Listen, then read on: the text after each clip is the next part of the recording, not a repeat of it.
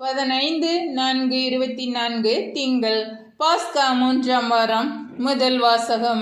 ஸ்தேவானின் ஞானத்தையும் தூய ஆவி வாயிலாக அவர் பேசிய வார்த்தைகளையும் எதிர்த்து நிற்க அவர்களால் இயலவில்லை. திருத்தூதர் பணிகள் நூலிலிருந்து வாசகம். அதிகாரம் 6 இறைவசனங்கள் 8 முதல் 15. ஸ்தேவான் அருளும் வல்லமையும் நிறைந்தவராய் மக்களிடையே பெரும் அரும் செயல்களையும் அரும் அடையாளங்களையும் செய்து வந்தார். அப்பொழுது உரிமை அடைந்தோர் எனப்படுவோரின் தொழுகை கூடத்தை சேர்ந்த சிலரும் சீரேன் அலெக்சாந்திரியா நகரினரும் சிசிலியா ஆசியா மாநிலத்தவரும் ஸ்தேவானோடு வாதாடத் தொடங்கினர். ஆனால் அவரது ஞானத்தையும் தூய ஆவி வாயிலாக அவர் பேசிய வார்த்தைகளையும் எதிர்த்து நிற்க அவர்களால் இயலவில்லை.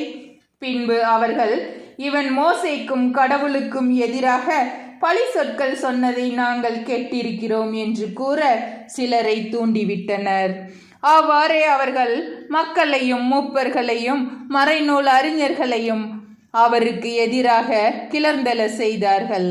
உடனே அவர்கள் எழுந்து வந்து அவரை பிடித்து தலைமை சங்கத்துக்கு இழுத்து சென்றார்கள்.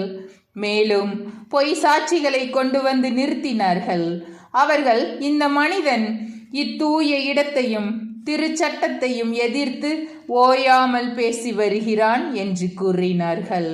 மேலும் அவர்கள், நசரேயராகிய இயேசு இந்த இடத்தை அழித்து விடுவார் என்றும் மோசே நமக்கு கொடுத்திருக்கின்ற முறைமைகளை மாற்றி விடுவார் என்றும் இவன் கூற கேட்டோம் என்றார்கள்.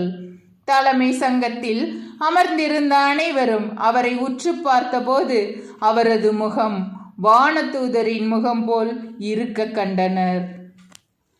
ஆண்டவரின் அருள் வாக்கு. இறைவா, உமக்கு நன்றி.